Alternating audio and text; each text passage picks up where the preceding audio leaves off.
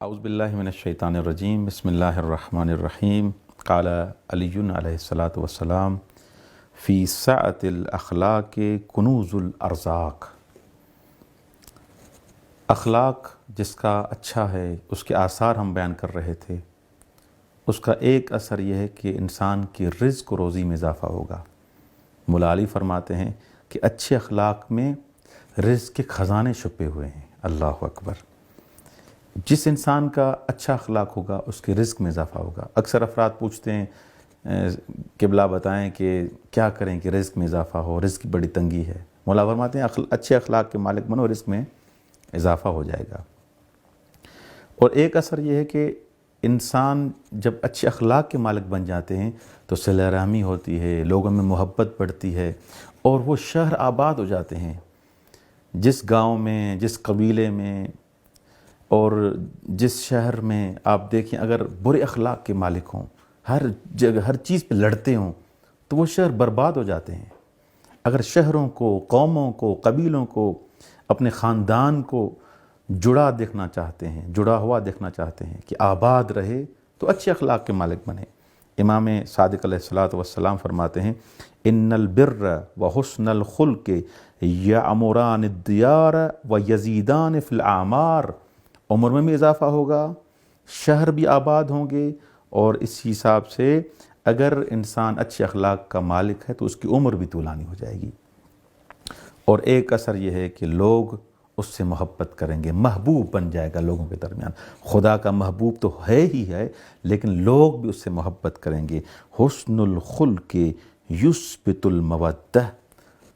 اگر انسان اچھے اخلاق کا مالک ہے تو وہ دوستی محکم اور مضبوط ہو جاتی ہے۔ من حسن خلقہ کثر محبوہ وآنست النفوس بہ۔ جو انسان اچھے اخلاق کا مالک ہے اس سے لوگ محبت بھی کرتے ہیں اور لوگ اس سے مانوس ہوتے ہیں۔ جو برے اخلاق کا مالک ہے اس سے لوگ بھاگتے ہیں، دور ہوتے ہیں، یہ تو بھائی مارے گا، گالیاں دے گا، یا مثلا عجیب و غریب اس کی زبان ہے، زبان اس کی تند ہے، تو لہٰذا جو اچھے اخلاق کا مالک ہے، نرم لہجے والا ہے، اس سے لوگ محبت کرتے ہیں۔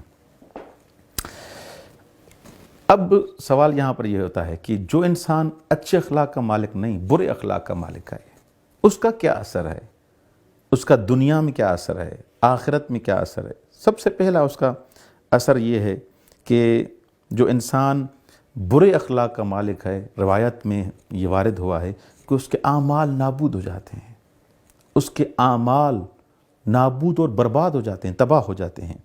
امام صادق علیہ الصلاۃ والسلام فرماتے ہیں ان سوء الخلق لیفسد العمل کما یفسد الخل العسل۔ مولا صادق علیہ السلام فرماتے ہیں کہ جو انسان برے اخلاق کا مالک ہے، یہ بد اخلاقی اعمال کو، روزہ رکھا، نمازیں پڑھی، پتہ نہیں کیا کیا کیا، لیکن برے اخلاق نے اس کے اعمال کو تباہ کر دیا۔ یہ برا اخلاق اعمال کو ایسے تباہ و برباد کر دیتا ہے جیسے سرکہ اگر کسی شہد میں ڈالا جائے وہ شہد کو تباہ اور برباد کر دیتا ہے، اسی طرح یہ برا اخلاق انسان کے اعمال کو نابود کر دیتا ہے۔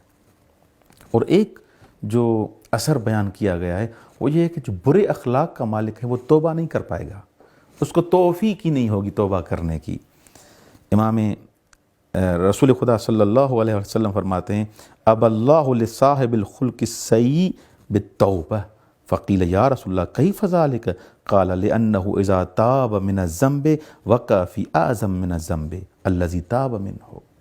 رسول خدا فرماتے ہیں جو برے اخلاق کا مالک ہے اللہ اس کی توبہ بھی قبول نہیں کرتا، انکار کر دیتا ہے اس کی توبہ قبول کرنے سے۔ جب وہ توبہ کرنا چاہتا ہے ایک دوسرے بڑے گناہ میں مبتلا ہو جاتا ہے۔ اچھے اخلاق کے مالک، جو اچھے اخلاق کا جو مالک ہے، آپ نے جیسے میں نے پہلے بھی بیان کیا کہ اہل بیت علیہ السلام فرماتے ہیں اس کو اگر بھلے اس کی عبادت کم بھی ہے لیکن اس کے درجات بڑھ جاتے ہیں۔ برا اخلاق اعمال کو بھی تباہ کر دیتا ہے، توبہ کو قبول کرنے بھی نہیں دیتا۔ اور ایک جو برا اثر ہے اس دنیا میں، اس کی معیشت، اس کا اقتصاد، اس کا حقیقت میں رزق تنگ ہو جاتا ہے۔ وہ انسان پیسے کے حساب سے، مال کے حساب سے کمزور ہو جائے گا، ضعیف ہو جائے گا، غریب ہو جائے گا۔ جو انسان چاہتا ہے کہ اس کے مال میں اضافہ ہو، اس کے رزق میں اضافہ ہو، اچھے اخلاق کا مالک بنے۔ جیسے امام علی ابن ابی طالب علیہ الصلوۃ والسلام فرماتے ہیں سوء الخلق نقد العیش و عذاب النفس۔ جو انسان دروا کے برے اخلاق کا مالک ہے، وہ اس کی زندگی سخت ہو جاتی ہے، اس کی روح جو ہے اس سے تنگ ہو جاتی ہے۔ جو انسان برے اخلاق کا مالک ہے، من ساء خلقہ ذاق رزقہ، جس کا اخلاق برا ہے اس کا رزق بھی تنگ ہے، وہ رزق کے حساب سے، مادی حساب سے پریشان ہوگا۔